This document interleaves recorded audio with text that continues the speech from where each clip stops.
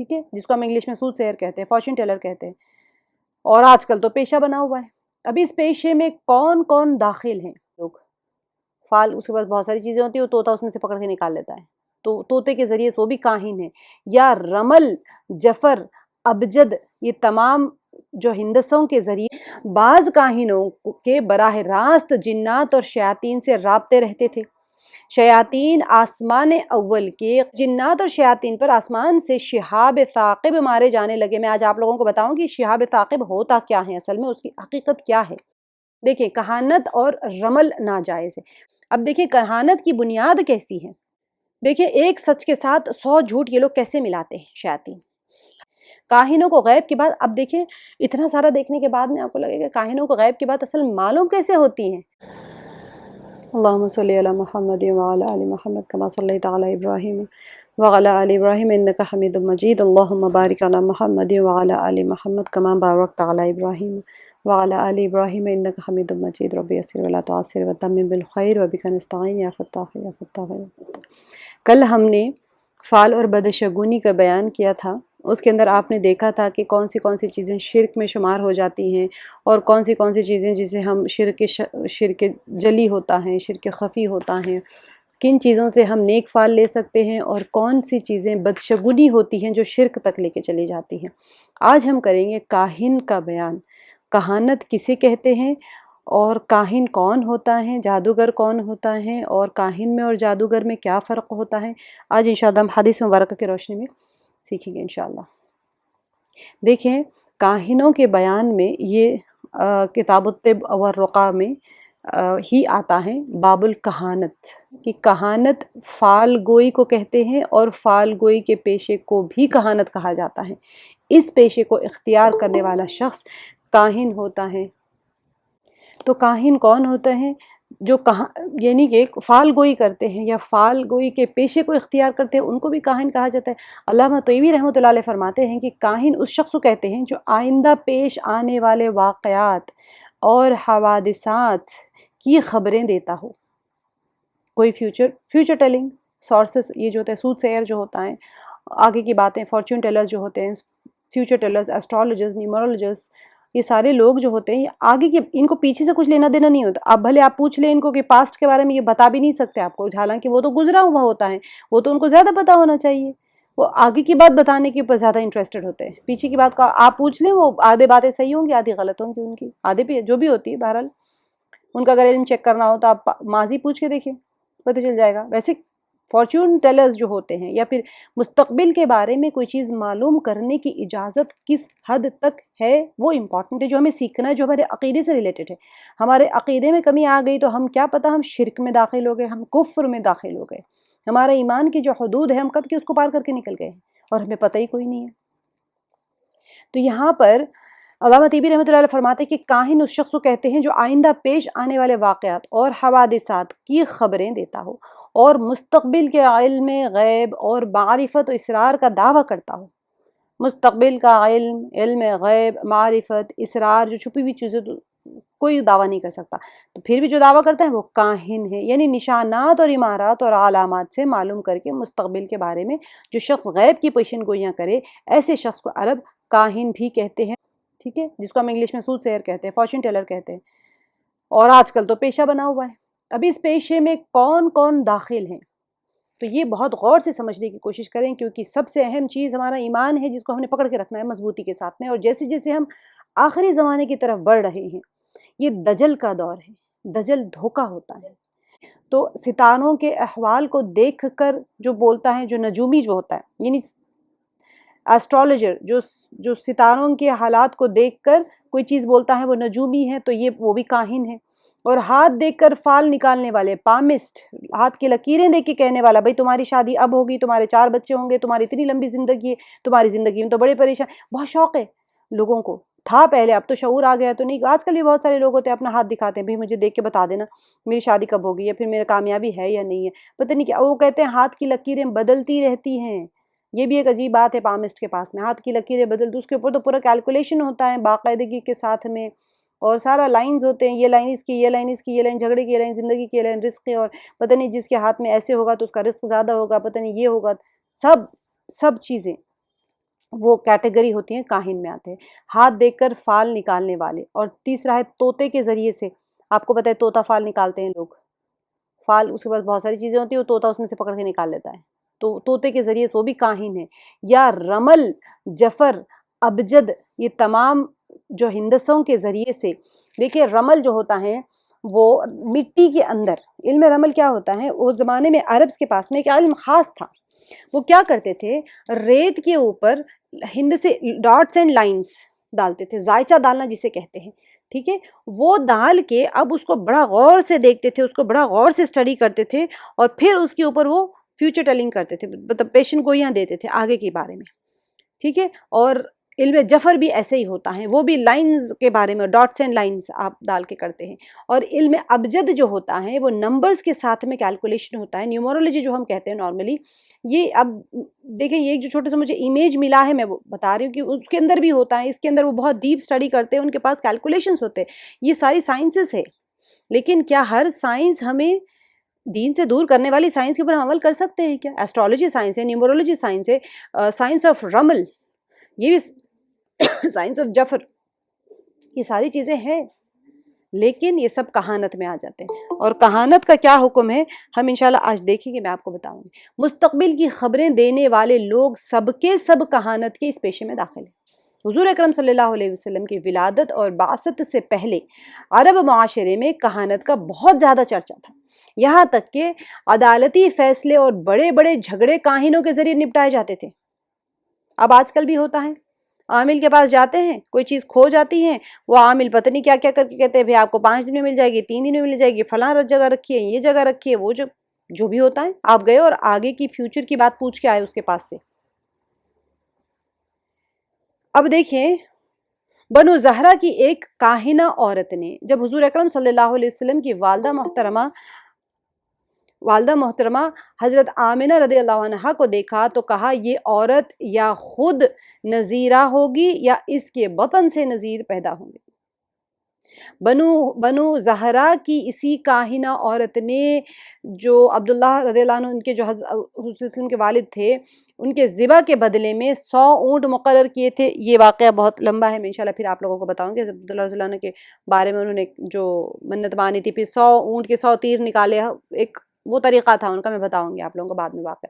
تو یہی کاہنہ عورت تھی جو بنو زہرہ کے قبیلے سے تھی، تو یہ لوگوں کے پاس نالج تھی، ذائچہ ڈالتے تھے، لیکن پھر یہ پکی بات ہوتی ہے کہ ان کے پاس کوئی پختہ نالج نہیں ہے، تو یہ نیومرولوجی ایسٹرولوجی کیا انسانوں نے پیدا کر لیا ہے؟ یہ اہم چیزیں سمجھنے والی میں آپ کو آج بتاؤں گی انشاءاللہ اس کے بارے میں۔ دیکھیے عرب معاشرے میں کاہنوں کی مختلف قسمیں تھیں، ٹھیک ہے، بعض کاہنوں کے براہ راست جنات اور شیاطین سے رابطے رہتے تھے، شیاطین آسمان اول کے قریب، جو پہلا آسمان جو ہماری زمین کو لگنے والا ہوتا ہے وہ پہلا آسمان ہے، آسمان اول جسے ہم کہتے ہیں، اس کے قریب جا کر فرشتوں سے آئندہ واقع ہونے والی کوئی بات سن لیتے تھے، ٹھیک ہے۔ اب وہ لوگ کیا کرتے تھے، وہ ان سے سن لیتے تھے اور ان کاہنوں تک پہنچاتے تھے، کاہن اس ایک بات کو سن لیتا تھا، اس میں 100 جھوٹی باتیں ملا کر اپنے کاروبار جاری رکھتے تھے۔ تو آیا کہاں سے یہ بات، یہ جو جنات اور شیاطین ہیں یہ آسمان اول تک جاتے تھے، وہاں سے بات سن لیتے تھے اور آ کے کاہن کے کان میں پھونک کے چلے جاتے تھے، وہ اس کے اندر 100 جھوٹ باتیں ملا لیتا تھا اور پھر اپنے کاروبار چلاتے رہتا تھا اور لوگوں کو بے وقوف بناتے تھے۔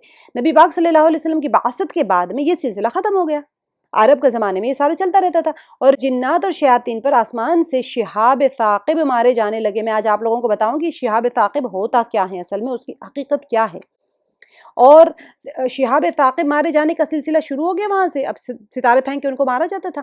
تو بعض کاہن روحانی اعتبار سے خبیث ہوتے تھے، لہٰذا ان کے ساتھ ارواح خبیثہ کے رابطے ہوتے تھے۔ دیکھیں یہ کوئی میں آپ کو من گھڑت باتیں نہیں بتا رہی ہوں، یہ ہم دین کی روشنی میں وہ باتیں سیکھ رہے ہیں جس کو ہم غلط انفارمیشنز اٹھاتے ہیں اور ہم اس کو ڈینائی کر دیتے ہیں، بھئی یہ تو اس کا تو وجود ہی کوئی نہیں ہے، ایسا نہیں ہے۔ نبی پاک صلی اللہ علیہ وسلم کی بعثت کے بعد میں یہ سلسلہ ختم ہو گیا اور جنات اور شیاطین پر آسمان سے شہاب ثاقب مارے جانے لگے، تو کیا ہو گیا، اب یہ ایک ٹائپ کی کہانت تھی جس کے اندر جنات اور شیاطین آ کے کاہن کے کان میں پھونک کے چلے جاتے تھے باتیں۔ بعض کاہن روحانی اعتبار سے خبیث ہوتے تھے، کاہن جو ہوتا ہے، ابھی جو میں نے پیچھے آپ کو کیٹیگری بتا دی نا، یہ نجومی ہے یا فال دیکھنے والا ہے جو پامسٹ ہے، یا پھر طوطے کی فال دیکھنے والا، یا علم جفر، علم رمل، علم ابجد رکھنے والا، یا کوئی بھی انسان جو مستقبل کی باتیں پیشن گوئیاں کرتا رہتا ہے، یہ سارے کاہن کی کیٹیگری میں آ گئے۔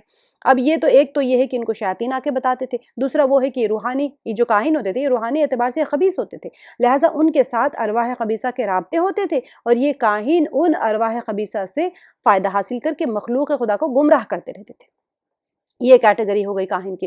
اور بعض کاہن زمین اور آسمان کی علامات سماوی اور علامات ارضی، یعنی زمین آسمانی جو علامات ہے، جو انڈیکیشنز ہے وہ، اور زمین کے جو علامات ہے یا جو انڈیکیشنز وہ اسٹڈی کرتے ہیں، اور لوگوں کی علامات شخصی، کسی کی پرسنالٹیز ہوتے ہیں اس کے انڈیکیشنز کو وہ لوگ اسٹڈی کرتے ہیں، دیکھ کر ادھر ادھر سے غیب کی بے سروپا باتیں اڑاتے تھے اور اپنا دھندا چلاتے تھے۔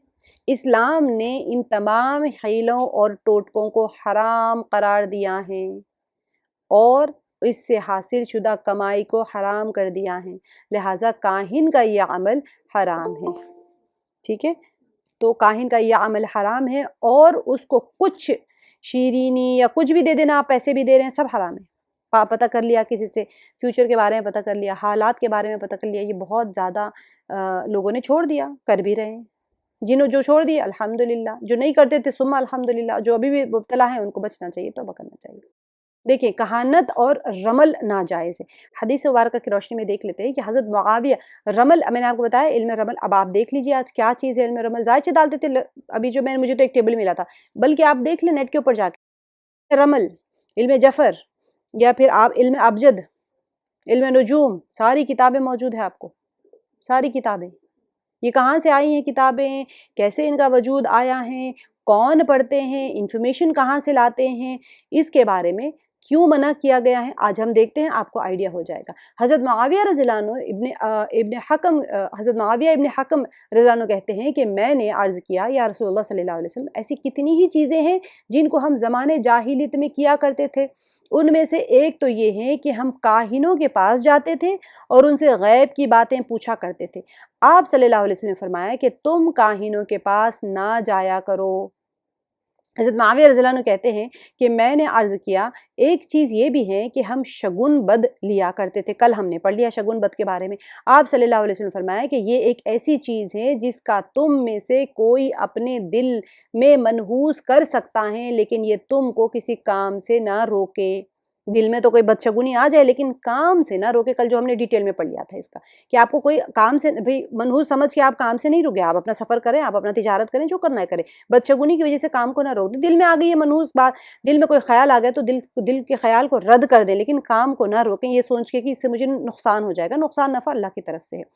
تو اسی بات کے اوپر آپ صلی اللہ علیہ وسلم نے فرمایا کہ لیکن اب تم کوئی کام، وہ چیز تمہیں کوئی کام سے نہ روکے، یعنی اگر تم میں سے کوئی شخص بتقاضۂ بشریت شگن بد کا خیال بھی لائے تو اس سے متاثر ہو کر اپنے قصد اور ارادے سے باز نہ رہے۔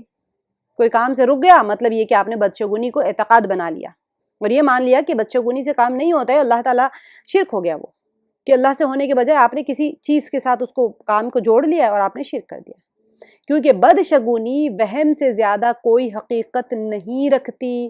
حضرت معاویہ کہتے ہیں رضی اللہ عنہ کہتے ہیں کہ میں نے عرض کیا، ایک چیز یہ بھی ہے کہ ہم میں سے کچھ لوگ لکیریں اور خطوط کھینچتے ہیں۔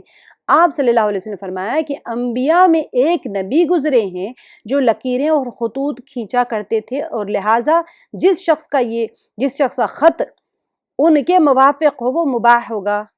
ٹھیک ہے، یہ مسلم شریف کی روایت ہے۔ فَلَا يَصُدَّنَّكُمْ، کہ تمہیں نہ روکے، تمہارا وہم جو ہے کام کرنے سے، یا پھر اللہ تعالیٰ پر بھروسہ کر کے کام کرو، تمہارے کام سے نہ رک جاؤ۔ یہ دیکھیں یہاں پر بھی یہ جو لائنز اور یہ دکھ رہا ہے نا، یہ بھی ایک علم رمل یا پھر علم جفر کا ہی ایک ٹائپ ہے۔ یہ بھی یہ جو ڈاٹس اور لائنز وغیرہ جو ڈالتے ہیں، یہ دیکھیں، اب دیکھیں یخطون، یعنی لکیریں کھینچتے، خط کھینچنے کو کہتے، تو کھینچتے تھے، کچھ زائچے بناتے تھے، یا علم رمل و جفر کی طرف اشارہ ہے، جو خطوط اور زائچوں کے حساب کے ذریعے سے لوگ مستقبل کے معاملات یا پھر معلومات حاصل کرتے تھے۔ اب دیکھیں یہاں پر نبی من انبیاء، اب کون سے نبی تھے؟ شارحین لکھتے ہیں کہ اس نبی سے حضرت دانیال علیہ السلام یا حضرت ادریس علیہ السلام مراد ہے۔ نبی صلی اللہ علیہ وسلم کہ ایک نبی کو یہ علم تھا ذائچے ڈالنے کا، لکیر کھینچنے کا، کون؟ اللہ تعالیٰ کی طرف سے تھا، یہ کوئی چیز نہیں خود سے نہیں آ جاتی، ٹھیک ہے؟ اللہ تعالیٰ نے ان کو وہ علم عطا کیا تھا، حضرت دانیال علیہ السلام یا پھر ممکن ہے کہ حضرت ادریس علیہ السلام تھے، ان کو اللہ تعالیٰ نے بطور معجزہ رمل اور جفر کا یہ علم عطا فرمایا تھا، چونکہ رمل اور جفر کہ اس علم کی نسبت ایک نبی کی طرف تھی، اس لیے نبی اکرم صلی اللہ علیہ وسلم نے نہایت حکیمانہ انداز سے امت کو اس علم سے منع فرمایا۔ اور سابق نبی جو تھے، نبی دانیال علیہ السلام ہو یا ادریس علیہ السلام، اس عمل پر اعتراض بھی نہیں، کیونکہ وہ نبی کرتے تھے، ٹھیک ہے، ان کے اس عمل کے اوپر اعتراض بھی نہیں کیا، اور فرمایا کہ ایک نبی ایسے عمل کرتے تھے، لیکن وہ چونکہ معمون اور محفوظ اور معصوم تھے۔ دیکھیں انبیاء کے پاس شیاطین تو نہیں آئیں گے، جنات تو نہیں آئیں گے، اور جنات اور شیاطین سے پوچھ کے تو وہ نہیں کریں گے نا، وہ بھی ایک سائنس تھی، علم تھا، تو وہ اس کو من جانب اللہ تھی، اور وہ نبی معصوم ہوتے ہیں، انبیاء ہمیشہ معصوم ہوتے، تو خطا نہیں ہوتی ان سے، تو اس وجہ سے اللہ تعالیٰ نے ان کو وہ علم دیا تھا، اور وہ علم اٹھا لیا گیا ان کے ساتھ ہی، اور بطور معجزہ ان کو ایسا کرتے، اب اس لیے ان کا عمل صحیح تھا۔ اب اگر تمہارا یہ عمل اس نبی کے عمل کے بالکل موافق ہو جائے تو صحیح ہوگا، اور اگر موافق نہ ہوا تو صحیح نہیں ہوگا۔ اب موافق کیسے ہوگا بتائیں؟ اس زمانے سے کوئی کتابیں تو نہیں ہیں، ہے نا، تو پھر نبی صلی اللہ علیہ وسلم نے انکار بھی نہیں کیا، رد بھی نہیں کیا، فرما دی کہ اگر تمہارا علم ان کے موافق ہے تو پھر صحیح ہے، اگر نہیں ہے تو پھر غلط ہو جائے گا۔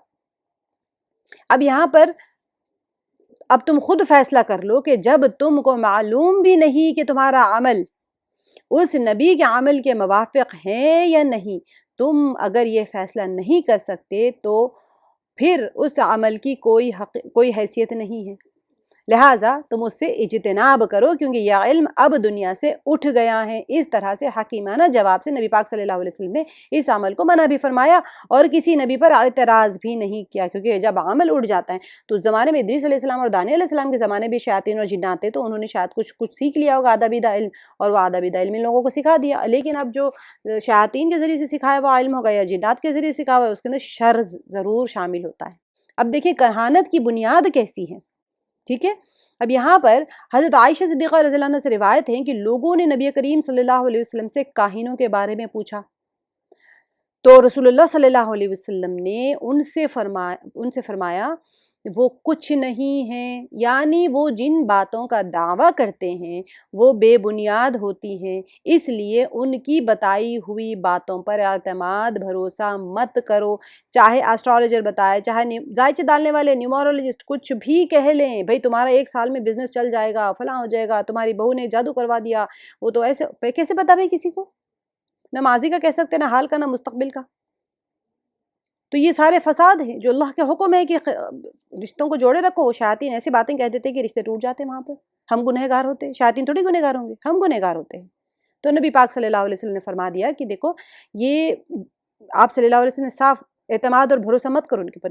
لوگوں نے عرض کیا رسول اللہ صلی اللہ علیہ وسلم بعض دفعہ وہ ایسی بات بتاتے ہیں یا ایسی خبر دیتے ہیں جو سچ ہوتی ہیں، رسول کریم صلی اللہ علیہ وسلم نے فرمایا وہ بات حق ہوتی ہے جس کو جن یعنی شیطان اچک لیتا ہے اور اپنے دوست کاہن کے کان میں اس طرح ڈال دیتا ہے جس طرح مرغ کوئی دوسرے مرغ کو دانہ لینے کے لیے بلاتا ہے، پھر وہ کاہن اس بات میں 100 سے زیادہ جھوٹی باتیں ملا دیتا ہے اور تمہیں پیش کر دیتا ہے۔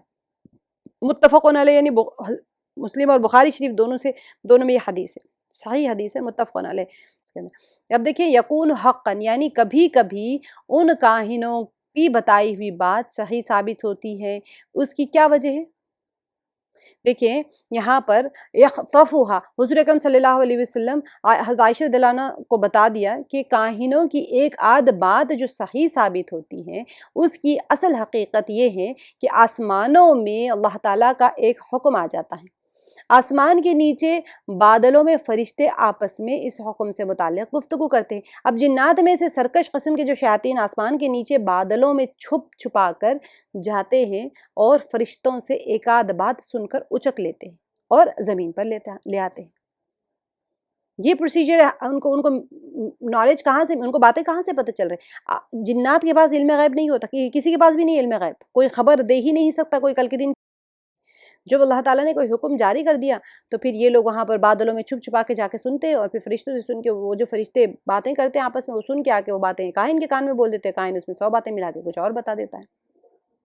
اب یہاں پر فیقر تو مرغی کی کڑک کڑک کی آواز کو کہتے ہیں، یعنی مرغی جو ہوتی ہے، مرغی جب دوسری مرغی کو دانے کی طرف بلاتی ہیں اور کڑک کڑک کی آواز دیتی ہیں، اسی طرح یہ جن اپنے دوست کاہن اور جوگی کے جادوگر ہے، سورس، یہ جو ہوتے ہیں سوٹ سیئرز ہوتے ہیں، فارچون ٹیلرز ہوتے ہیں، کاہن کی کیٹیگری میں آگے نا، نجومی ہوتے ہیں، ایسٹرولوجر ہوتے ہیں، پامسٹ ہوتے ہیں، یہ آ کے ان کے کانوں میں وہ ساری باتیں بول کے چلے جاتے ہیں اور وہ اس کے ساتھ 100 جھوٹ ملا کر پھیلاتا ہے۔ آئندہ حدیث میں آپ دیکھیں گے کہ شیاطین کے ایک چڑھنے کا طریقہ بھی میں آپ کو بتاؤں گی کہ یہ لوگ کیسے چڑھتے ہیں اوپر اور کیسے خبریں لے کے آتے ہیں۔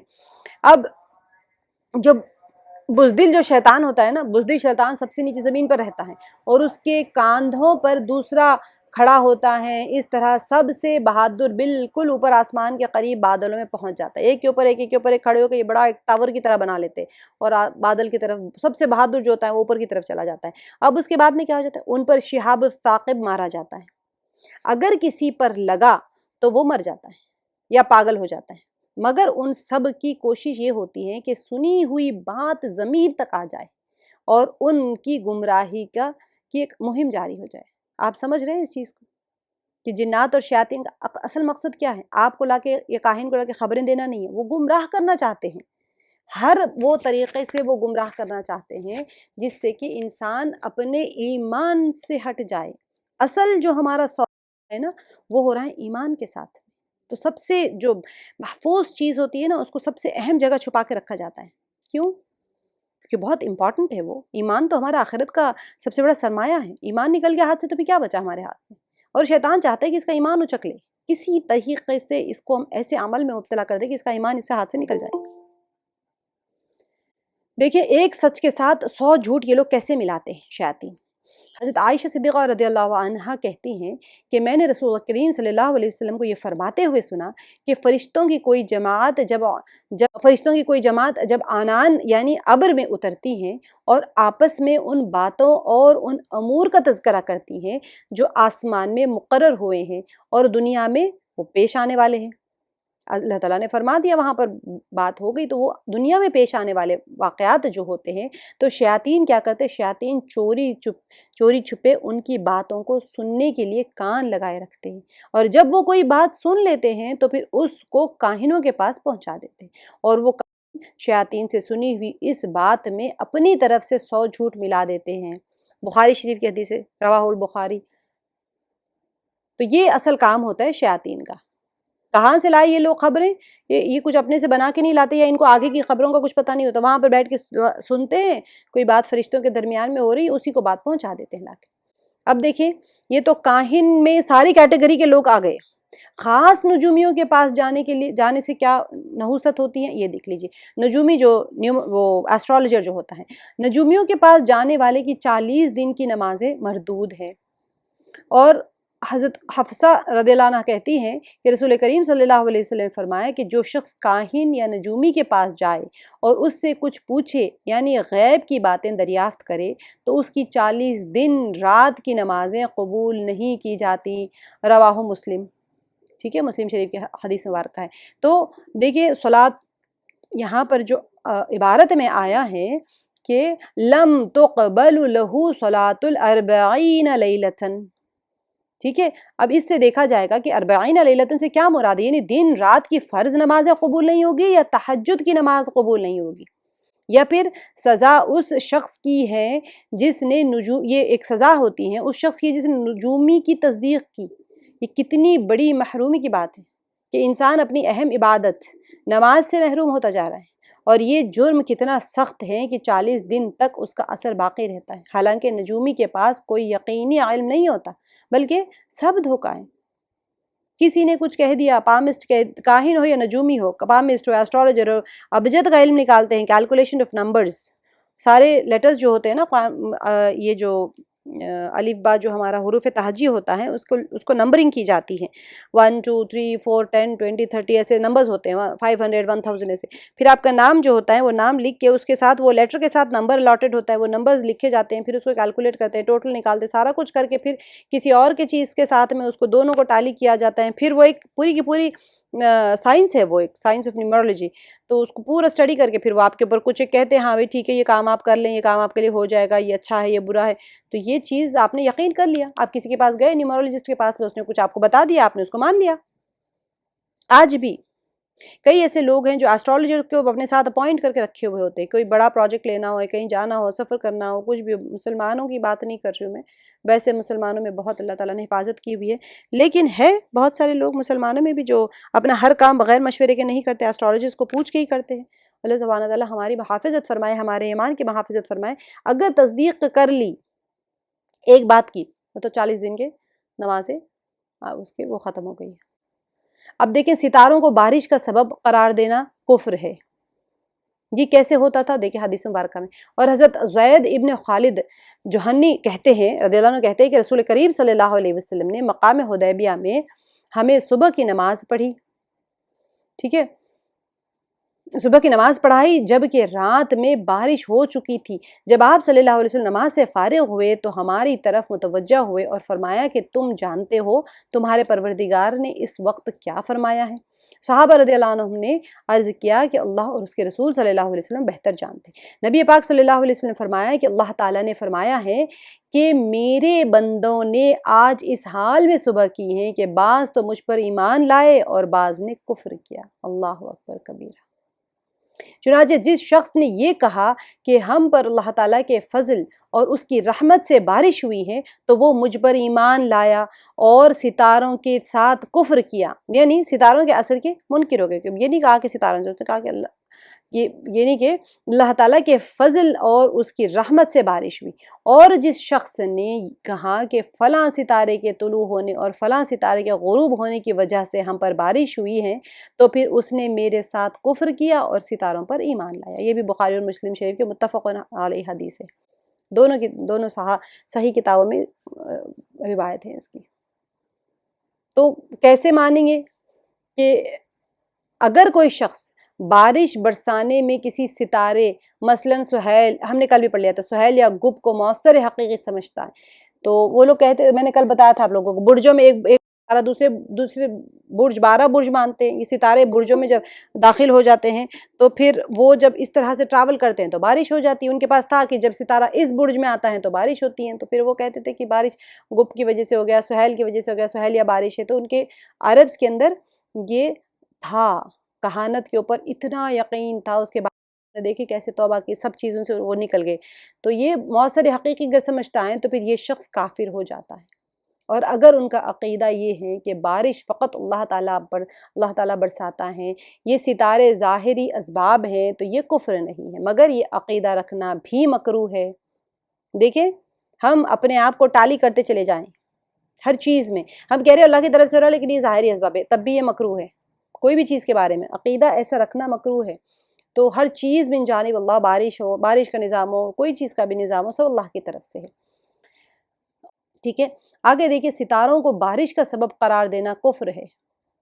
یہاں پر ایک اور حدیث مبارکہ ہے اس کے بارے میں کہ حضرت ابو ہریرہ رضی اللہ عنہ کہتے ہیں کہ رسول کریم صلی اللہ علیہ وسلم نے فرمایا کہ جب بھی اللہ تعالیٰ آسمان سے کوئی برکت نازل کرتا ہے تو انسانوں کی کوئی نہ کوئی جماعت اس کے ذریعے کفر میں مبتلا ہو جاتی ہے. دیکھیں یعنی کچھ نہ کچھ لوگ ایسے ضرور ہوتے ہیں جو اس برکت کو اللہ تعالیٰ کی طرف منسوب کر کے بجائے دوسرے ذرائع و اسباب کی طرف منسوب کر دیتے ہیں. اللہ کی طرف سے آپ کو کوئی نعمت مل گئی، کوئی آسمان سے نعمت نازل ہو گئی، کوئی برکت نازل ہو گئی، یہاں تو بارش کے بارے میں ہے، یا کوئی سی بھی چیز آپ کو مل جاتی ہے، تو پھر بجائے اس کو کہ اللہ کی طرف منسوب کریں آپ کسی اور کی طرف منسوب کر دیتے ہیں، کوئی ستاروں کی طرف کس طرف، تو پھر دوسرے ذرائع و اسباب کی طرف منسوب کر دیتے ہیں. جیسے اللہ تعالیٰ بارش برساتا ہے تو بعض لوگ کہتے ہیں کہ فلاں ستارے کے اثر سے بارش ہوئی. یہ بھی مسلم شریف کی روایت ہے حدیث مبارکہ. علم نجوم اور سحر اور جادو ایک چیز ہے. دیکھیں کتنی اہم بات ہے، سحر، جادو اور علم نجوم سب ایک ہی ہے. حدیث مبارکہ دیکھ لیجیے کہ حضرت ابن عباس رضی اللہ عنہ کہتے ہیں کہ رسول کریم صلی اللہ علیہ وسلم نے فرمایا جو شخص علم نجوم کا ایک حصہ سیکھتا ہے ستاروں کا علم، ٹھیک ہے. ابھی ہمیں نہیں پتا کہ ہم بارشوں کے لیے کہہ رہے ہیں، دنیا میں کیا ہو رہا ہے کہ لوگ ذائچے ڈال کے بیٹھے ہوتے ہیں اور بدروؤں کو بلا رہے ہوتے ہیں، اسٹڈی کر رہے ہوتے ہیں سٹارز کو. اب جیسے آپ نے پیچھے پڑھ لیا ہے کاہن کیسے ان کے پاس انفارمیشن آتی ہے، تو شیاطین لاتے ہیں، خبیث ارواح کے ساتھ میں کاہنوں کا کنیکشن ہوتا ہے. بعض لوگ تو زمین آسمان کے کیلکولیشنز کے ساتھ میں کرتے ہیں، بعض لوگوں کے ساتھ خبیث ارواح ہوتی ہیں، اور بعض لوگ تو شیاطین اور جنات سے مدد لیتے ہیں. آپ کو کیا پتا وہ کیسے ہیں؟ حلیہ کو دیکھنے سے نہیں ہوتا. آگے میں آپ کو بتاؤں گی کہ وہ حلیہ جو ہوتا ہے کیا وہ ڈیسائیڈنگ فیکٹر ہوتا ہے کیا. بہت اچھا حلیہ ڈال کے بیٹھا ہوا ہے بندہ اور کہہ رہا ہے کہ بھئی میں ولی ہوں، تب بھی آپ مستقبل کی بات کسی سے نہیں معلوم کریں. حضرت ابن عباس رضی اللہ عنہ کہتے ہیں کہ رسول کریم صلی اللہ علیہ وسلم نے فرمایا ہے کہ جو شخص علم نجوم کا ایک حصہ سیکھتا ہے تو گویا وہ علم سحر کا ایک حصہ سیکھتا ہے. اس طرح وہ اتنا ہی زیادہ سحر کا علم سیکھتا ہے جتنا زیادہ نجوم کا علم سیکھتا ہے. ٹھیک ہے، یہ ابو داؤد اور ابن ماجہ کی روایت ہے. شعبۃ من السحر یعنی علم نجوم بھی جادو اور ٹوٹکے کا ایک حصہ ہے. جس شخص نے جتنا زیادہ علم نجوم سیکھا اس نے اتنا ہی جادو سیکھ لیا. اور ظاہر ہے جادو سیکھنا حرام ہے، مغفرت ہی نہیں ہے جادوگر کی. آپ دیکھیں گے آج جادوگر کے بارے میں بھی میں بتاؤں گی آپ لوگوں کو کہ اس کے کیا معاملہ ہوتا ہے، اس کی مغفرت ہی نہیں ہوتی ہے. اب نجومیوں کی تصدیق کرنا حرام ہے. حضرت ابو ہریرہ رضی اللہ عنہ کہتے ہیں کہ رسول کریم صلی اللہ علیہ وسلم نے فرمایا کہ جو شخص کاہن کے پاس جائے اور اس کی بتائی ہوئی باتوں کو سچا جانے، یا جو شخص حیض کی حالت میں اپنی بیوی سے ہم بستری ہو، یا جو شخص اپنی بیوی کے پیچھے کی طرف سے بدفعالی کرے، تو وہ اس چیز یعنی قرآن اور سنت اور شریعت سے بیزار ہوا جو محمد صلی اللہ علیہ وسلم پر نازل ہوئی. یہ بھی رواہ احمد و ابو داؤد، یہ دونوں بھی حدیثی کتابیں ہیں. تو بریعہ کہتے ہیں اگر نجومی کی تصدیق بھی کی اور اس حرام کام کو حلال بھی جانا تو اس صورت میں یہ شخص واقعتاً وہ کافر ہو گیا. اور اگر اس نے اس فعل کو حلال نہیں کہا بلکہ معصیت کے درجے میں گناہ کیا تو پھر یہ حدیث تشدید اور تحدید کی تاریخ اور تغلیظ پر عمل کرتی. یعنی کہ ایک انسان حلال سمجھ کے کر رہا ہے وہ تو کافر ہو گیا. اگر ایک انسان گناہ سمجھ کے کر رہا ہے تو پھر وہ انسان اس کے توبہ کرے گا، الگ طریقے سے اس کا دیکھا جائے گا کہ بھئی ہاں اس کے لیے اب الگ حکم جاری ہو جائے گا. لیکن اگر اس کو جائز سمجھ کے کوئی بندہ کر رہا ہے، کوئی بھی گناہ کو حلال سمجھ کے کر رہا ہے، پھر تو وہ کافر ہی ہے پکا. ہم سوچ رہے ہیں کہ ہم مومن ہیں اور ہم تو ہے ہی نہیں مومنوں کی لسٹ میں، وہاں سے تو ہم کب کے نکل چکے ہیں. تو اللہ تعالیٰ ہمارے ایمان کی حفاظت فرمائے. سب سے اہم چیز ایمان ہوتا ہے. کاہنوں کو غیب کی بات، اب دیکھیں اتنا سارا دیکھنے کے بعد میں آپ کو لگے گا کاہنوں کو غیب کی بات اصل معلوم کیسے ہوتی ہیں. بول رہے ہیں وہ لوگ سچ بھی نکل جاتا ہے تو آخر ان کو یہ غیب کی بات کس طرح سے پہنچتی ہے. پیچھے حدیث میں بھی ہم نے دیکھ لیا، اب اس میں بھی آپ اس کو غور سے دیکھ لیجئے گا کہ حضرت ابو ہریرہ رضی اللہ عنہ سے روایت ہے کہ نبی کریم صلی اللہ علیہ وسلم نے فرمایا جس وقت اللہ تعالیٰ آسمان میں کسی چیز کا حکم جاری کرتے ہیں تو فرشتے اللہ تعالیٰ کے فرمان سن کر خوف و عاجزی سے اپنے بازوؤں کو پھڑپھڑانے لگتے ہیں. پڑ ہوتے ہیں نا ان کے، وہ کھول کے پھڑپھڑانے لگتے. تو اور اللہ تعالیٰ کے فرمان کی آواز اس زنجیر کی آواز کی مانند ہوتی ہے جس کو صاف پتھر پر کھینچا جائے. پھر جب فرشتوں کے دلوں سے خوف، دیکھیں اللہ تعالیٰ کے جو احکام ہوتے ہیں، پتھر کے اوپر اگر آپ زنجیر رکھ کے رگڑیں گے تو کیسی آواز آتی، اس طرح سے ان کے دلوں کے اوپر ہیبت طاری ہو جاتی. اس طرح سے تو جب فرشتے کے دلوں سے خوف دور ہو جاتا ہے تو وہ فرشتے مقرب فرشتوں سے دریافت کرتے ہیں کہ تمہارے پروردگار نے کیا حکم جاری فرمایا. مقربین کون ہوتے ہیں؟ مقرب فرشتے وہ حکم بتاتے ہیں. حاملین عرش جو ہوتا ہے، مقربین جو ہوتے ہیں، ان سے پوچھتے ہیں. سب کو ایک ساتھ آواز آتی ہے لیکن وہ پوچھتے ہیں کیا حکم جاری کیا اللہ تعالیٰ نے. ان سے دریافت کرتے ہیں، مقرب فرشتوں سے دریافت کرتے ہیں کہ تمہارے پروردگار نے کیا حکم جاری کیا. تو مقرب فرشتے وہ حکم بتاتے ہیں جو پروردگار عالم نے جاری کیا ہے. یا پھر مقرب فرشتے دریافت کرنے والے فرشتوں سے کہتے ہیں کہ جو کچھ ہمارے پروردگار نے فرمایا ہے حق ہیں اور اللہ تعالیٰ کی ذات بلند اور قدر بلند مرتبے والی ہے. اب کیا ہوا، یہ پروسیجر چل رہا ہے، اللہ تعالیٰ کا حکم جاری ہوا تو ایسے ان کے اوپر خوف طاری ہو گیا کہ وہ سنبھل نہیں پائے. پھر بعد میں پوچھے، اب وہ لوگ کیا کرتے ہیں کہ یا تو بتا دیتے ہیں یا پھر کہتے ہیں کہ اللہ تعالیٰ نے جو بھی حکم جاری کیا وہ حق ہے. تو اب ان باتوں کو جو بھی فرشتوں کے درمیان ہوتی ہیں چوری چھپے سنتے ہیں. یہ سننے والے کون ہیں؟ جنات اور شیاطین ہیں، یہ سن لیتے ہیں، اور وہ چوری چھپے سننے والوں کی ہیئت کو اپنے جو راوی ہے وہ فرماتے ہیں کس طرح سے، وہ انگلیوں کے اشارے سے وہ کہتے ہیں کہ کس طرح سے یہ لوگ چڑھتے ہیں اور کیسے ایک دوسرے کے اوپر چڑھتے ہیں اور وہ سنتے ہیں، وہ ساری ہیئت انہوں نے یہاں پر بیان کی ہے۔ نہیں، حضرت سفیان نے اپنے ہاتھ کی انگلیوں کے اوپر تلے ہونے کی طرف اشارہ کیا اور بتایا کہ وہ جنات و شیاطین آسمان سے زمین تک اس طرح سلسلہ، اب مجھے تو ایک چھوٹا سا امیج ملا تھا، اس طرح ایک ایک کے اوپر ایک چڑھ کے، میں نے آپ کو پیچھے کی حدیث میں بتایا کہ ایک سب سے کمزور والا زمین پہ ہوتا ہے اور پھر چڑھتے چڑھتے چڑھتے چڑھتے وہ آسمان تک چلے جاتے ہیں شیاطین اور جنات، تو پھر اب اس طرح سے وہ سلسلے وار اوپر سے کھڑے رہتے ہیں۔ اب کیا ہوتا ہے، اوپر والا جن فرشتوں کی بات چوری چھپے سن کر اپنے نیچے والے جن کو پہنچا دیتا ہے، اور وہ اپنے نیچے والے جن کو پہنچا دیتا ہے، یہاں تک کہ آخری جن جو سب سے نیچے ہوتا ہے اس بات کو ساحر یا کاہن کی زبان تک پہنچاتا ہے۔ ٹھیک ہے، اب ادھر ان جنات اور شیاطین کو مارنے اور بھگانے کے لیے آسمان سے شعلے پھینکے جاتے ہو ہمیشہ، ان کو جیسے ہی پکڑ میں آ گئے کہ یہ لوگ یہاں پر ہے تو ان کو شعلے جو کبھی کیا ہو جاتا ہے، تو کبھی تو یہ شعلے ساحر یا کاہن تک وہ بات پہنچانے سے پہلے ہی چوری چھپے سننے والے جن کو آ پکڑتے ہیں، اور کبھی ایسا ہوتا ہے کہ وہ جن اس شعلے کے پہنچنے سے پہلے ساحر یا کاہن تک وہ بات پہنچا دیتا ہے۔ ٹھیک ہے، تو اب کیا ہوتا ہے، وہ اس میں 100 جھوٹی باتیں ملا کر پھر اور لوگوں کے سامنے اس جھوٹی باتوں کے درمیان وہ بات بھی بیان کر دیتا ہے جو اس تک وہ شیاطین کے ذریعے پہنچتی ہے۔ تو کیا ہوا، جب کوئی شخص اس کاہن کو اس کی بتائی ہوئی باتوں میں سے کوئی جھوٹی باتوں کے ذریعے جھٹلاتا ہے، یعنی کہ یہ 100 میں سے ایک تو سچ رہے گا کیسے بھی، تو وہ بول دے گا کہ میں نے تو اس وقت بات کہی تھی نا، وہ تو سچ نکلی تھی، اور اس کی تصدیق کرنے والے بھی موجود ہوں گے، تو بات سچ ثابت ہو جاتی ہے۔ تو یہ چیز اصل میں اس طرح سے کاہنوں کو غیب کی باتیں پہنچتی، اور یہ حدیث مبارکہ سے ثابت ہے کہ حدیث مبارکہ سے یہ پوری کا پورا پروسیجر نبی پاک صلی اللہ علیہ وسلم نے فرما دیا کہ اس طرح سے کاہن کے پاس بات پہنچتی، ان کے پاس کوئی علم غیب نہیں ہوتا ہے۔ اب دیکھیں شہاب ثاقب کی حقیقت کیا ہے، شولوں سے مارے جاتے ہیں جنات، تو یہ ہے کیا چیز شہاب ثاقب؟ حضرت ابن عباس رضی اللہ عنہ کہتے ہیں کہ نبی کریم صلی اللہ علیہ وسلم کے انصاری صحابہ میں سے ایک صحابی، انصار صحابی وہ ہوتے ہیں، مہاجر اور انصار صحابہ کے 2 کلاسز ہوتے تھے، مہاجرین جو ہجرت کر کے مکے سے آئے تھے مدینے میں، تو نام بھی ہوتے ہیں، انصار بھی ہوتے ہیں، تو یہ انصار وہ صحابہ ہوتے تھے جنہوں نے مدینے میں اپنے اپنے گھروں کو کھول دیا تھا، ٹھیک ہے، استقبال کرنے والے، مدد کرنے والے صحابی تھے۔ تو جو وہاں پر انصاری صحابی میں سے ایک صحابی نے مجھ سے بیان کیا کہ ایک دفعہ رات کے وقت کچھ صحابہ رسول کریم صلی اللہ علیہ وسلم کے پاس بیٹھے ہوئے تھے کہ ایک ستارہ ٹوٹا اور اس کی تیز روشنی پھیل گئی۔ یہ دیکھ کر رسول کریم صلی اللہ علیہ وسلم نے صحابہ سے فرمایا کہ تم زمانے جاہلیت میں اس طرح کے ستارے ٹوٹنے کو کیا کہتے تھے؟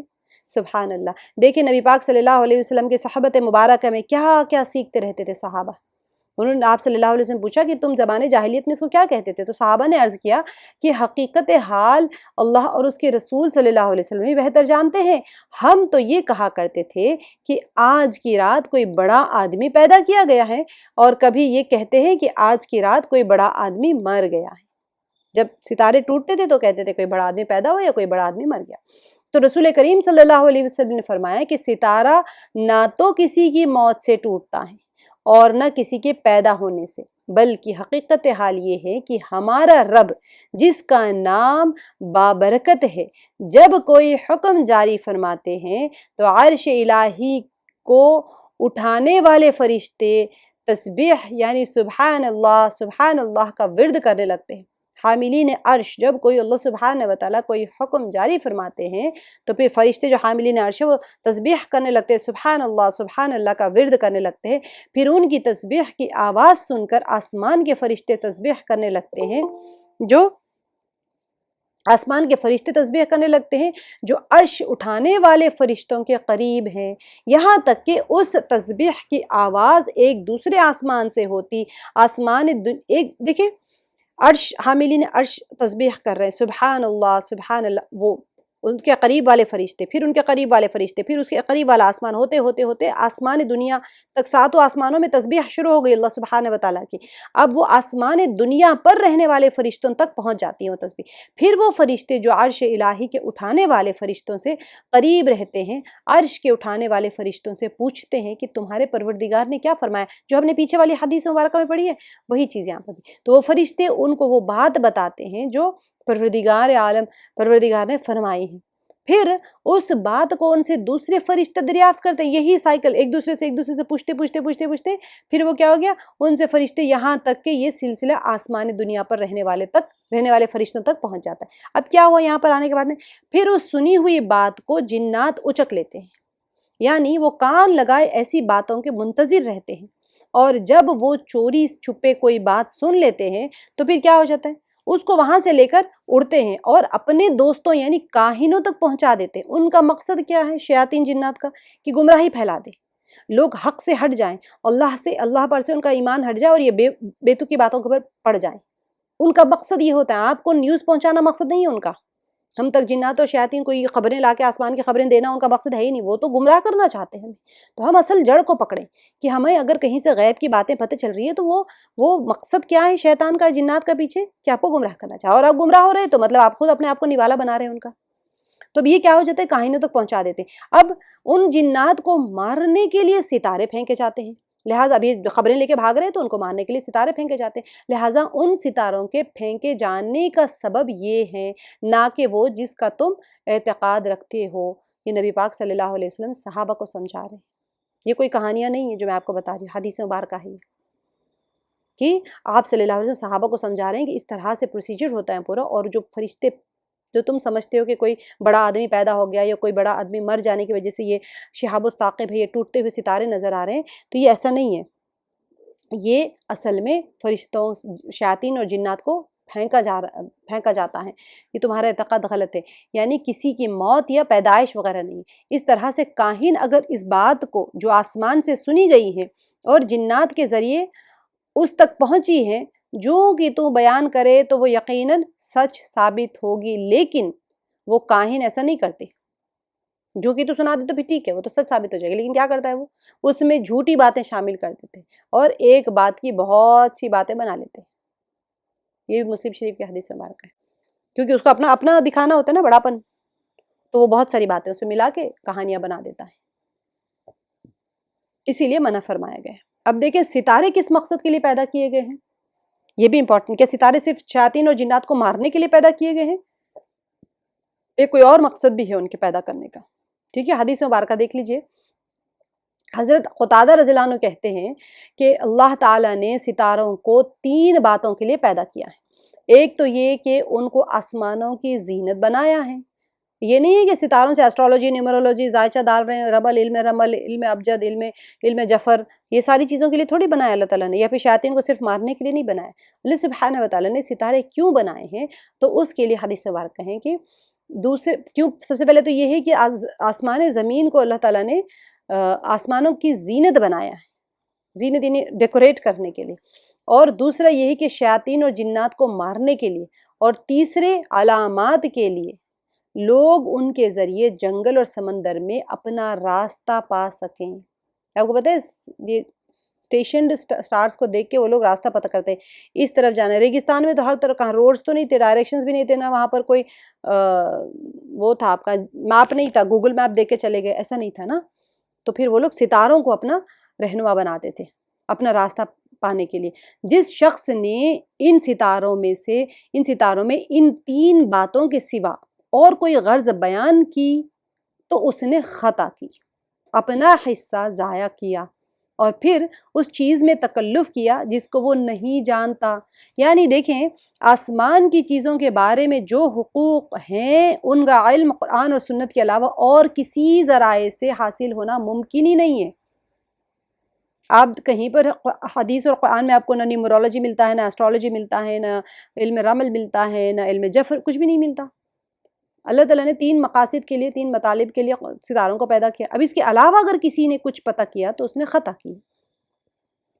تو یہاں پر یہی بات فرمایا جا رہا ہے کہ کوئی بھی چیز قرآن اور حدیث کے ہٹ کے کہیں سے کوئی انفارمیشن آپ کو نہیں مل سکتی، تو گمراہی ہوگی۔ پھر قرآن اور سنت میں ستاروں کی غرض ان 3 باتوں کے علاوہ اور کوئی بیان نہیں کی گئی ہے۔ تو جتنے مذکورہ باتوں کے علاوہ کوئی اور غرض بیان کرنا ایسی بات کا بیان کرنا ہے جس کا معلوم ہونا متصور ہی نہیں ہے۔ اللہ تعالیٰ نہیں چاہتے ہیں کہ آپ اس کو معلوم کریں، جو چیز نہیں ہے تو اس کے پیچھے کیوں بھاگنا ہے؟ تو اب دیکھیں حضرت قتادہ رضی اللہ عنہ کہتے ہیں کہ اللہ تعالیٰ نے ستاروں کو 3 باتوں کے لیے پیدا کیا ہے۔ ایک تو یہ کہ ان کو آسمانوں کی زینت بنایا، اور دوسرے شیاطین اور جنات کو مارنے کے لیے، اور تیسرے علامات کے لیے کہ لوگ ان کے ذریعے جنگل اور سمندر میں اپنا راستہ پالیں۔ تو اب دیکھیں جس شخص نے ان ستاروں میں سے 3 باتوں کے سوا کوئی اور چیز کرنے کی کوشش کی، اس نے اپنا حصہ ضائع کر لیا ہے۔ جو چیز کو اللہ تعالیٰ نے منع فرما دیا اس کی ٹو میں جا رہے ہیں، تو یہ چیز کے لیے منع فرما دی، یعنی مال و جا وغیرہ، اور نہ کسی کی موت اس کے سوا اور کچھ نہیں، کہ کاہن اللہ تعالیٰ کے بارے میں جھوٹی افتراء پر ایک ہوتا ہے نا جھوٹی باتیں اللہ تعالیٰ کے اوپر باندھ رہا ہے کہ یہ ایسے ہوا، یہ ویسا ہوا۔ طلوع اور غروب ہونے کو کسی واقعے اور حادثے کی علت قرار دیتے ہیں وہ لوگ۔ دیکھیں ستارے یہاں سے نکلے، اس برج سے نکلے، اس برج میں ڈوب گئے، یہ ساری چیزیں ان کی ریزننگز ہے جو اللہ تعالیٰ نے تو نہیں فرمائی ہیں۔ ایک علم تھا زائچہ کا اور لکیریں اور ہندسے ڈالنے کا، وہ تو ادریس علیہ السلام کو یا پھر دانیال علیہ السلام کو تھا، وہ تو اللہ تعالیٰ نے اٹھا لیا ہے۔ جو علم اللہ تعالیٰ نے عطا کیا تھا وہ اٹھا لیا۔ اب یہ لوگ ساری چیزیں کرنے کی ٹوہ میں جاتے ہیں، سب معلوم کرتے ہیں، وہ جنات سے شیاطین سے سیکھ رہے ہیں، لیکن اس سے فائدہ نہیں ہے۔ جو 3 چیزوں کے لیے اللہ تعالیٰ نے بنایا ہے ستاروں کو، اس کے علاوہ کسی چیز کے اندر بھی انوالو کرنا، ستاروں سے یہ ہوتا ہے وہ ہوتا ہے کرنا، سب کے سب غلط راستے ہیں۔ قرآن اور حدیث کے علاوہ کوئی بھی چیز ہم کو کہیں سے بھی معلوم نہیں ہو سکتی ہے۔ دیکھیں ستارے کس مقصد کے لیے پیدا کیے گئے اس کا دیکھ لیجئے، توضیح ہے۔ سلاز یعنی شبہات جو ہوتے ہیں، شہاب ثاقب کے بارے میں بعض علماء کا خیال ہے کہ یہ عام ستارے نہیں ہیں، بلکہ جنات کو مارنے کے لیے مستقل شعلے اور راکٹ ہیں۔ یہ بہت امپورٹنٹ ہے سمجھنے کے اعتبار سے۔ شہاب الثاقب آپ کو بہت ساری صورتوں میں آئے گا بھی۔ تو یہ اصل میں عام ستارے نہیں ہیں، یہ ان کو مارنے کے لیے شعلے اور راکٹ ہیں۔ بظاہر یہ آسمان کے ستارے نظر آتے ہیں، اگرچہ یہ بھی ستارے ہیں، لیکن آسمان میں مرکوز ستارے نہیں ہیں، واللہ اعلم۔ یہ لکھا مطلب جو محدثین نے اقوال بیان کیے ہیں۔ اسلام سے پہلے لوگوں کا خیال تھا کہ کسی بڑے آدمی کے پیدا ہونے یا اس کی ایک موت کے حادثے کے وقت میں کیا ہو جاتا ہے، اس کے ستارے ٹوٹ جاتے ہیں۔ نبی پاک صلی اللہ علیہ وسلم نے آسمان کے ستاروں کے 3 مقاصد بیان فرما دی کہ آسمان دنیا کی زینت کے لیے، کیونکہ آسمان جو ہے وہ آسمان انسانوں کے لیے بمنزل چھت ہے، اور چھت میں روشنی اور زینت کے لیے لوگ مختلف چیزیں لگاتے ہیں نا، گھر میں بھی ہم ڈیکوریشن کرتے ہیں، تو اللہ سبحانہ وتعالیٰ نے زمین کو یعنی چھت میں زینت اور روشنی کے لیے سورج اور چاند اور ستارے جوڑ دیے۔ اگر اب رات میں چاند ستارے نہیں ہوتے تو کتنا اندھیرا ہوتا تھا، اتنا ہم روشن دیکھتے ہیں نا آسمان، تو یہ سارے مزین کیے ہوئے ہیں۔ اور دوسری چیز ستاروں کو جوڑنے کا ستاروں کو پیدا کرنے کا جو دوسرا مقصد ہے وہ شیاطین کا مارنا ہے۔ شہاب الثاقب پھینک کے ان کو مارا جاتا ہے تاکہ یہ وہاں سے قبریں لے کر نیچے نہ آ جائیں اور ان کو نہ سنا دے۔ اور ستاروں کے پیدا کرنے کا تیسرا مقصد جو تھا وہ دنیا کے لوگوں کی رہنمائی ہے، کہ سمندر ہو یا پھر کوئی بیابانوں میں جا رہا ہے بندہ، کوئی صحراؤں میں جا رہا ہے، تو پھر اس کے لیے کوئی اب اس زمانے میں بھی، اتنے سارے زمانوں میں بھی وہاں پر آپ کو سگنل ہی نہیں ملے گا، آپ کو گوگل میپنگ کا سگنلز ہی نہیں ہوتے وہاں پر، تو پھر وہاں پر بھی جو صحراؤں میں گھومنے والے ہوتے ہیں، اگر آپ صحرا میں کھو جائیں تو پھر آپ نہیں آ سکتے، وہ لوگ ہی نکال سکتے ہیں۔ اچھا جو لوگ ہوتے ہیں ان کو اگر سٹی میں لے کے آئیں، وہ کہتے ہیں ہم راستہ نہیں دیکھ سکتے ستاروں کو دیکھ کے، کیونکہ بیچ میں راستے بلڈنگس آ جاتے ہیں، وہ سیدھا جانا چاہتے ہیں وہاں پر بلڈنگ آ جاتی ہے، وہ ستاروں کو دیکھ کے ان کو پتہ چل جاتا ہے کہ کہاں سے کیا کرنا ہے کر کے، تو ان کی اپنی ایک ایکسپیرینس ہوتا ہے اس کے اندر۔ تو آگے دیکھتے ہیں نجومی، اچھا اس کا ایک رہ گیا ہے کہ یہاں پر اس نے اپنی دیکھیں اضاع نصیبہ، یعنی عمر کا ایک حصہ ضائع کیا اور ستاروں کے اصل مقاصد کو مد نظر نہیں رکھا۔ اس کو اسٹڈی کر رہا ہے نا، اور کیا ضائع کر دیا، عمر کا ایک بہت بڑا حصہ ضائع کر دیا۔ عبادت میں اطاعت میں جو گزارنا تھا وہ سٹارز کو اسٹڈی کرنے میں گزار رہا ہے، جو مقصد ہی نہیں تھا اس کے لیے، لیکن اس کام میں اپنے آپ کو مشغول رکھ کے اس نے کیا کیا، اپنا ایک عمر کا ایک حصہ ضائع کر دیا۔ اور یہاں پر جو بتایا جا رہے ہیں کہ ستاروں کو کسی حادثے اور واقعے کے لیے بطور علت پیش کرتے ہیں، جو کاہن ہوتے ہیں ایک ریزن کرتے ہیں کہ بھئی ہاں بھئی یہ ستاروں کی وجہ سے ہوا ہے. یتعلنون بالنجوم جو کہا گیا ہے، علت پیش کرنا ستاروں کے ذریعے سے، یہ اصل میں اور کہتے ہیں کہ فلاں ستارے سے یہ ہو گیا، فلاں سے وہ ہو گیا، تو فضول اور ایک اندازوں کی اور اٹکلوں کی باتیں ہیں. اب دیکھیں نجومی ساحر ہیں اور ساحر کافر ہیں. کیوں نجومی کو ساحر کہا گیا ہے اور ساحر تو ویسے ہی کافر ہے؟ دیکھ لیں نجوم، علم نجوم میں جو جاتے ہیں، کیوں نبی پاک صلی اللہ علیہ وسلم نے اتنی تاکید کر کے کہا ہے، کیونکہ یہاں پر یہ چیز ایمان کا سودا ہے. یہ حضرت ابن عباس رضی اللہ عنہ کہتے ہیں کہ رسول کریم صلی اللہ علیہ وسلم نے فرمایا کہ جس شخص نے علم نجوم کا کوئی حصہ سیکھا اور سیکھنے کی غرض ان 3 چیزوں کے علاوہ کسی اور چیز سے متعلق ہو، 3 چیزیں تو ہم نے دیکھ لی، آسمان کو مزین کرنے کے لیے، یا پھر سحاب و ثاقب فرشتوں کو شیاطین و جنات کو مارنے کے لیے، یا پھر لوگوں کی رہنمائی اور ہدایت کے لیے، راستے دکھانے کے لیے. ان 3 چیزوں کے علاوہ آپ نے کسی اور چیز کے لیے اس کو سیکھا، تو پھر کیا ہوا؟ کسی چیز سے متعلق ہو کہ جو اللہ تعالیٰ نے قرآن میں ذکر فرمائی ہے، تو اس نے بلا شبہ علم سحر کا ایک حصہ سیکھا ہے. ان 3 اغراض کے علاوہ کسی اور چیز سے متعلق کر دیا ہے، ستاروں کو کنیکٹ کر دیا آپ نے کہ بھئی یہ کام ہوتا ہے، اس سے بارش ہوتی ہے، اس سے یہ ہوتا ہے، اس سے وہ ہوتا ہے، کسی کی زندگی بدل رہی ہے، ایک برج سے دوسرے برج میں چلا گیا تو کسی کے ساتھ ایسے ہو گیا، تمہارے ستارے گردش میں، تمہارے ستارے عروج پہ، تم جو کرنا ہے کر لو. یہ ساری چیزیں قرآن اور حدیث کے علاوہ ہے. تو پھر کیا ہوا؟ اگر اس نے یہ سارے کاموں میں اپنے آپ کو مصروف کر لیا، مشغول کر لیا، تو پھر کیا اللہ تعالیٰ نے کیا فرمایا؟ قرآن میں ذکر جو کچھ اس میں قرآن میں نہیں ہے، تو پھر اس نے بلا شبہ علم سحر کا ایک حصہ سیکھا ہے، جبکہ علم سحر ایک برا علم ہے، کیونکہ اس کی بعض قسم فسق میں داخل ہے اور بعض قسم موجب کفر ہے. علم سحر بھی اس میں بھی کیٹیگریکلی بہت سارے اقسام ہیں، بعض تو فسق میں شمار ہے اور بعض تو موجب کفر، واجب ہے کفر ہونا اس کا. والساحر کافر، جو فرمائے الکاہن ساحر والساحر کافر. اور یاد رکھو جو علم نجوم سیکھنے والا ہوتا ہے وہ اس کے حکم میں ہوتا ہے، وہ منجم جو ہوتا ہے، منجم کاہن کے حکم میں ہوتا ہے اور کاہن ساحر کے حکم میں ہوتا ہے. ٹھیک ہے، میں نے آپ کو پہلے ہی بتا دیا کہ علم نجوم سیکھنے والا کاہن کی کیٹیگری میں آتا ہے، اور کاہن جو ہوتا ہے وہ ساحر کی کیٹیگری میں، جادوگر کی کیٹیگری میں آتا ہے. تو پھر کیا ہو گیا؟ ساحر کے حکم میں آتا ہے، اور جو شخص سحر کے اور اس کے جائز ہونے کا اعتقاد رکھے وہ کافر ہو جاتا ہے. جادو کرتا ہے، کراتا ہے، یا اس کے جائز ہونے کا اعتقاد رکھتا ہے وہ کافر ہو جاتا ہے. اسی طرح منجم اور کاہن بھی اپنی بد اعتقادی کی بنا پر کافر ہو جاتے ہیں. ہمیں پتہ ہی کوئی نہیں ہے کہ ہم پتہ نہیں کس لسٹ میں لکھے جا رہے ہیں. خود لوگوں سے میں نے اتنے بار سنا ہے کہ سفلی کا علاج جو ہوتا ہے وہ قرآن کی آیات سے نہیں ہوتا ہے، سفلی جادو کا توڑ سفلی ہی سے ہوتا ہے. اللہ کے نبی صلی اللہ علیہ وسلم نے فرمایا کہ اگر تم نے سحر کو سیکھا، جائز سمجھا، اعتقاداً جائز سمجھا، وہ تو کافر ہے. ایمان کہاں بچا؟ دنیا کی تو بہت خوشیاں مل جائیں گی، تکلیفیں مل جائیں گی، آنا جانا لگا ہی رہتا ہے. دنیا کی چیزیں تو ایسے ہی ہے، آزمائش کے لیے دنیا میں آئے. ایمان ہی ہاتھ سے نکل گیا تو، اور خبر ہی کوئی نہیں ہے. سب سے امپورٹنٹ بات یہ ہے کہ ہمارا ایمان ہمارے دل سے نکل کے پتہ نہیں چلا بھی گیا اور ہمیں خبر ہی کوئی نہیں کہ ہم ایمان والے بھی ہیں. ہمارا نام کس لسٹ میں لکھا جا رہا ہے ہمیں نہیں پتہ. کافروں کے لسٹ میں ہمارا نام لکھا جا رہا ہے اور ہمیں پتہ ہی کوئی نہیں، کیونکہ ہم نے ان چیزوں کو جائز سمجھا ہے جس کے لیے منع فرمایا. اور ہم نے جائز اس لیے سمجھا کیونکہ ہمیں علم نہیں ہے، اور ہمیں علم نہیں ہے کیونکہ ہمیں اس چیز کا شعور نہیں ہے. تو شعور بیداری سے علم حاصل کرتے ہیں. علم کے حصول کے ساتھ میں انسان کو یہ پتہ چل جاتا ہے کہ یہ چیز جائز ہے، یہ ناجائز ہے، یہ حرام ہے، یہ حلال ہے، اور یہ کفر تک لے کے جانے والی ہے. تو پھر اللہ سبحانہ و تعالیٰ اس کو بچا لیتے ہیں. اسی لیے علم کو نور کہا گیا ہے.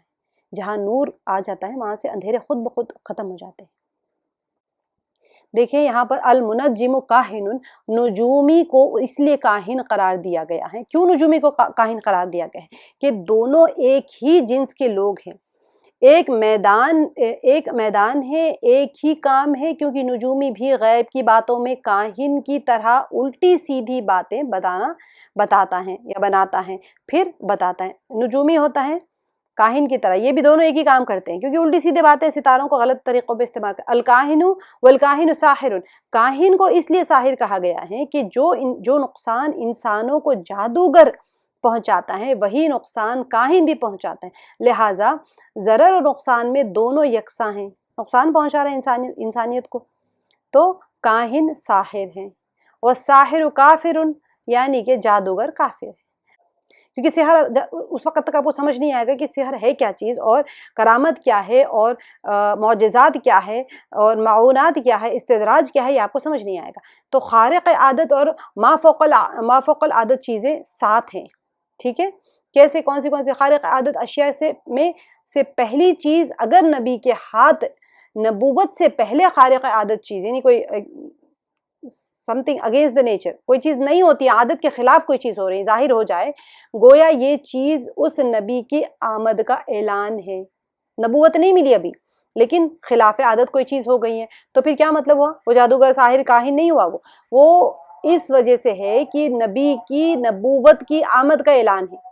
جیسے نبوت سے پہلے مکہ مکرمہ میں نبی صلی اللہ علیہ وسلم کو پتھروں کا سلام کرنا تھا، آپ صلی اللہ علیہ وسلم کو پتھر سلام کرتے تھے، لوگ سنتے تھے آواز سے، تو یہ خلاف عادت چیز ہے، سب کے لیے تو سلام نہیں کرتے۔ تو کیا مطلب ہوا یہ کہ نبوت کی آمد سے پہلے وہ اعلان ہوتا ہے، اعلان نبوت ہوتا ہے۔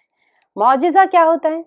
اگر جس نے نبوت کا دعویٰ کیا ہے اس کے ہاتھ پر اس کی نبوت کی تصدیق کے لیے کوئی خلاف عادت امر ظاہر ہو جائے تو وہ معجزہ کہلاتا ہے، ٹھیک ہے؟ معجزہ جو ہوتا ہے وہ صرف انبیاء کے ہاتھوں پر جو چیز صادر ہوتی ہے اس کو ہم معجزہ کہتے ہیں۔ عموماً لوگ کرامت اور معجزہ کو ہمیشہ کہتے ہیں معجزہ ہو گیا، معجزہ صرف نبی کے ہاتھ پر جو چیز ہوتی ہے اور خلاف عادت جو چیز ہوتی ہے، اور کیوں ہوتی ہے؟ انہوں نے دعویٰ کر دیا نبوت کا، اس کی نبوت کی تصدیق کے لیے کوئی چیز ہوتی ہے خلاف عادت۔ جیسے یہودی آ کے پوچھے کہ آپ اپنی نبوت کا تصدیق کریں تو چاند کے 2 ٹکڑے کرنے کا حکم ہو گیا، چاند 2 ٹکڑے ہو گئے۔ تو کیا ہوا تھا وہاں پر؟ نبوت کی تصدیق مراد تھی وہاں پر، لوگوں کے لیے تماشا نہیں تھا دیکھنے کے لیے کہ آؤ بھی چلو تو تماشا دکھاتے ہیں شام میں، چلو یہ تماشا کرتے ہیں، یہ نہیں تھا، نبوت کی تصدیق کے لیے تھا۔ نبی موسیٰ علیہ السلام کو پتا ہے کہ ہمیں کوئی معجزہ دکھائے، نبی صلی اللہ علیہ وسلم سے بہت معجزے مانگے تھے، لیکن اللہ تعالیٰ نے فرما دیا قرآن پاک کی آیات میں کہ پچھلے قوموں میں بھی بہت معجزے پوچھے تھے، ہم نے معجزے دکھائے لیکن پھر بھی وہ ایمان نہیں لے۔ صالح علیہ السلام سے معجزہ پوچھا، پتھر کے اندر سے اونٹنی نکل آئی تھی۔ موسیٰ علیہ السلام سے معجزہ پوچھا تو کوہ طور کو لا کے کھڑا کر دیا۔ کتنے معجزات موسیٰ علیہ السلام، آپ کا تو سب سے بڑا معجزہ عصا تھی، ید بیضاء، اور ان کے عصا تھی، جیسے زمین پہ ڈالتے تھے وہ سانپ بن جاتا تھا، اور جیسے پکڑ تو یہ معجزہ تھا نبی کا۔ کیوں تھا؟ نبی کی نبوت کی تصدیق کے لیے جو چیز خلاف عادت ہوتی ہے، کوئی چیز پیش آتی ہے تو اس کو ہم معجزہ کہتے ہیں۔ اب دیکھیں کرامت کیا ہوتی ہے؟ اگر کسی متبع سنت صاحب ایمان شخص، بہت امپورٹنٹ بات ہے، ہر ایک کے ہاتھ پہ جو ہوتا ہے وہ کرامت نہیں ہوتی ہے، اتباع کرنے والا ہو بندہ، کس چیز کا؟ سنت کا، فرائض کی بات نہیں ہو رہی، 5 وقت کی نماز پڑھنے والا نہیں، متبع سنت ہو، سنتوں کو چھوڑنے والا نہ ہو بندہ، وہ متبع سنت ہو، صاحب ایمان شخص کے ہاتھ پر کوئی خلاف عادت امر ظاہر ہو جائے تو اس کو کرامت کہتے ہیں، ٹھیک ہے؟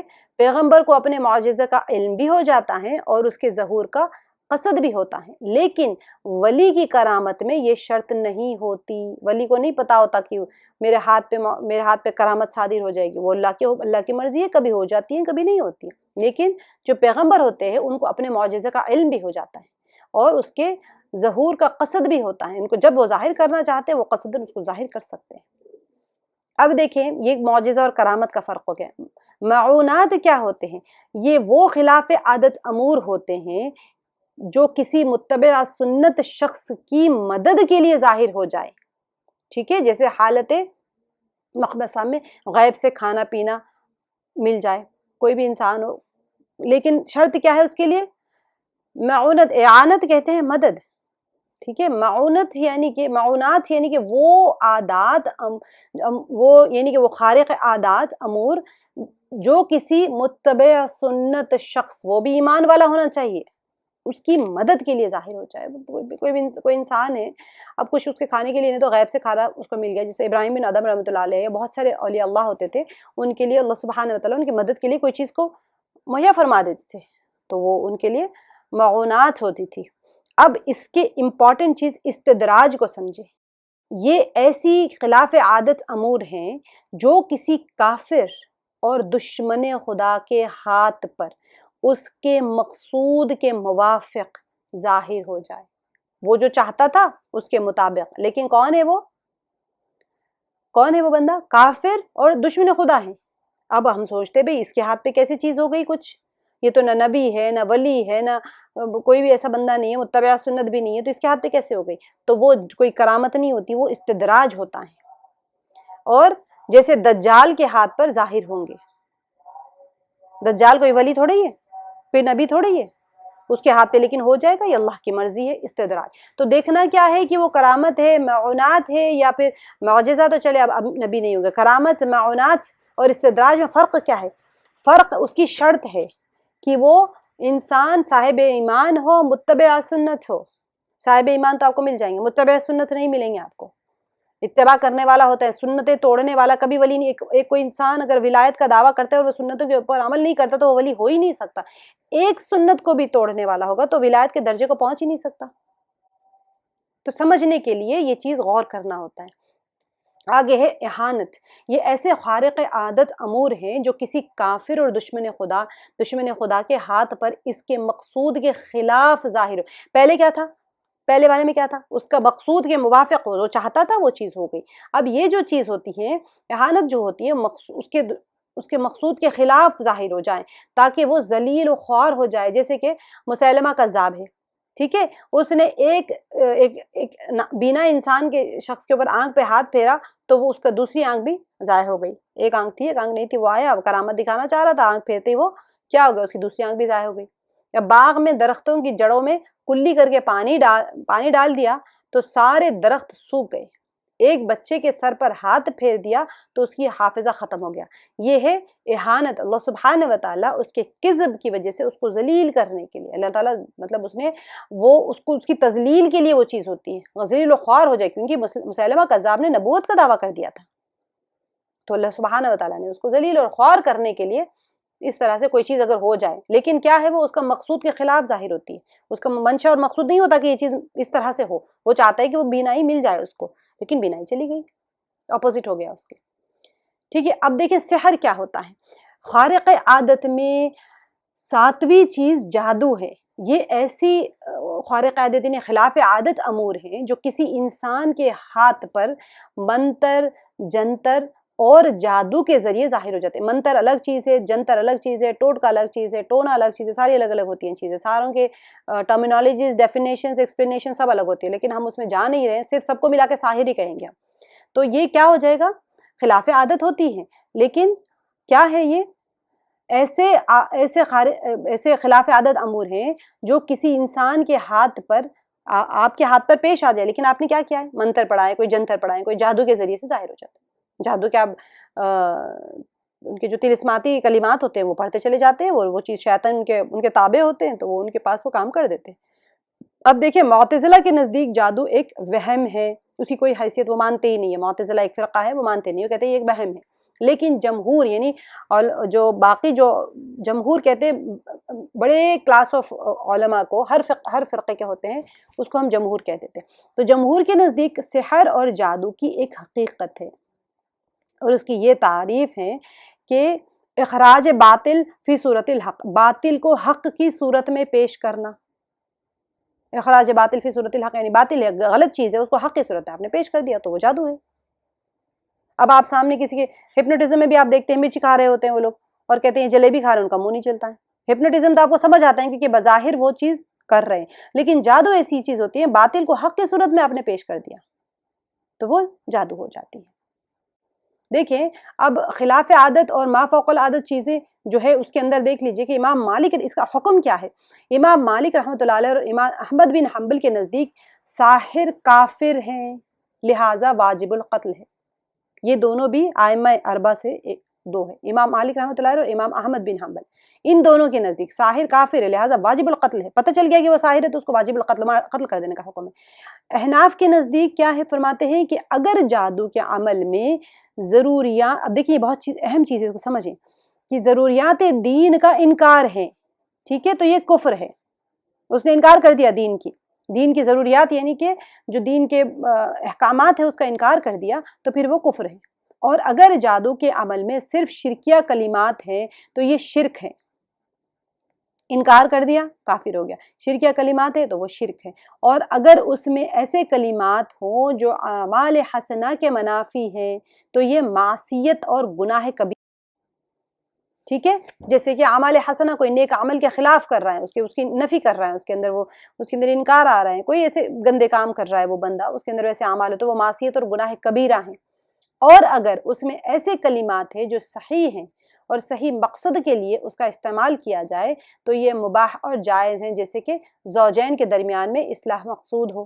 ٹھیک ہے، آپ نے جیسے ہاروت و ماروت آ کے جادو سکھائے تھے، انہوں نے کہہ دیا تھا کہ یہ چیز اگر ایسے ہو، کفر کا فتویٰ لگا دے کہ تو جو ہاروت اور ماروت نے جس کو جادو سکھایا تھا، انہوں نے کہا کہ ہم آزمائش کے لیے آئے ہیں تمہارے پاس میں، اور تم ایسے اس کو غلط طریقے سے مت استعمال کرو کہ تم میاں بیوی میں جھگڑے کرا رہے ہو، باپ بیٹے کے اندر جھگڑے کرا رہے ہو، تو اس کو استعمال میں غلط طریقے سے نہ استعمال کرو. تو اس کا مطلب کیا ہوا ہے کہ جنہوں نے اچھے طریقے سے جو چیز کلمات سکھائے تھے تو وہ چیز جائز ہے، جو اچھے انداز میں انہوں نے سکھائے تھے. لیکن اب دیکھیں یہاں پر اہم بات کیا ہے کہ اب احناف کی یہ تفصیل بہت عمدہ ہے، لیکن دیکھنا یہ ہے کہ اس طرح مسلمان جادو کا دنیا میں کہاں وجود ملے گا آپ کو؟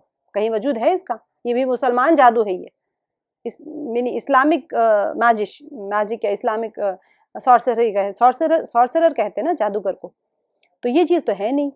تو پھر کیا ہو جائے گا؟ اس کا تصور نہیں ہے، کیونکہ جادو کی بنیاد خبیث اعمال اور افعال اور خبیث اقوال پر قائم ہے. کوئی آپ کو آج ایسا مسلمان جادو نہیں ملے گا جس کے اندر کہ آپ کلمات حسنہ استعمال کر رہے ہیں تو پھر وہ مباح ہو جائے گا، لیکن وہ تو آپ کو ملے گا ہی نہیں کلمات حسنہ. تو شیاطین کو اپنے قبضے میں کر کے کیا جاتا ہے جادو، اسی لیے دور رہیں اس سے، کیونکہ وہ کفر ہے. کام اللہ تعالیٰ کرتے ہیں، نسبت غیر اللہ کی طرف ہوتی ہے. یہ بہت اہم چیز، دیکھیں ہم یہی کر رہے ہیں آج. حضرت ابو سعید رضی اللہ عنہ کہتے ہیں کہ رسول کریم صلی اللہ علیہ وسلم نے فرمایا کہ اگر اللہ تعالیٰ 5 برس تک اپنے بندوں کو بارش سے محروم رکھے اور پھر بارش برسائے تو لوگوں کی ایک جماعت اس صورت میں بھی کفر کرتی ہوئی یہ کہے گی کہ وہ کہیں گے کہ بھئی یہ جو ہے ستاروں کی وجہ سے بارش ہوئی ہے، یعنی کہ قمر کی منزل کے سبب ہم پر بارش ہوئی ہے. تو یہ اللہ تعالیٰ 5 برس تک بارش نہ برسائے، پھر بھی اگر بارش برسا دے تو وہ بندہ کہے گا کہ بھئی یہ تو ستارے کے منزلوں کی وجہ سے، جیسے ہم نے کل پڑھ لیا تھا کہ چاند کے 28 منزلوں میں سے جب کبھی چاند اس منزل میں چلے جاتا ہے، اس منزل میں چلے جاتے ہیں تو بارش ہو جاتی ہے. آل پر زبر مجدح، یہ ہے چاند کی منازل میں سے ایک منزل کا نام ہے. ٹھیک ہے، اب 28 منزلوں میں سے ایک منزل ہے مجدح. زمانے جاہلیت میں عرب کا خیال تھا کہ اس منزل میں جب چاند داخل ہو جاتا ہے تو پھر خوب بارشیں ہوتی. نبی پاک صلی اللہ علیہ وسلم نے اس عقیدے کو باطل قرار دیا اور بطور دلیل اشارہ فرما دیا کہ اب دیکھیں 5 سال تک بارش نہیں ہوئی، تو مثلا 5 سال تک جو بارش رکی ہوئی تھی تو مجدح منزل کہاں تھی؟ اس نے بارش کیوں نہیں برسائی؟ اگر بارش مجدح منزل برساتی تو یہ موجود تھی، ہر مہینے 28 دن ہوتے تھے، اس میں ایک منزل مجدح کی تھی، تو پھر کیوں بارش نہیں ہوئی؟ تو بارش نہیں تھی. اب جب اللہ تعالیٰ نے بارش برسا دی تو لوگوں نے مجدح کی طرف نسبت کر دی. یہ افسوس کی بات ہے. تو اس حدیث میں جس علت کی طرف اشارہ کیا گیا ہے یہ در حقیقت ایک ضابطہ ہے کہ کائنات میں جن امور کو لوگ غیر اللہ کی طرف منسوب کرتے ہیں وہ کام اللہ تعالیٰ کے حکم سے ہوتا ہے. کسی کو اولاد نہیں تھی، کسی کو نوکری نہیں تھی، کسی کو کوئی مسئلہ تھا، کسی کا کوئی گھر نہیں تھا، جو بھی ہوتا ہے وہ چیز مل جاتی ہے. آپ نے اس کا سبب کسی اور کو بنا دیا، اس کسی اور کی طرف منسوب کر دیا. کھلے عام ہم یہ نہیں کہتے کہ اللہ نے مجھے دے دیا، فلاں نے دے دیا، فلاں سے ہو گیا، فلاں سے ہو گیا. تو یہ ساری چیزیں کی ممانعت فرمائی ہے، رد فرمایا، لیکن اس کی نسبت غیر اللہ کی طرف کر دیتے ہیں تو یہ بہت زیادتی اور ظلم ہے کہ کام تو کرے اللہ جل شانہ اور نسبت اور جو تعریف کا سہارا، وہ جو صحرا ہوتا ہے وہ کسی اور کے سر پر باندھ دیا جاتا ہے. تو اس کے ساتھ میں ہم آج کا سبق یہاں پر ہمارا کہانت کا چیپٹر ختم ہوتا ہے ہمارا.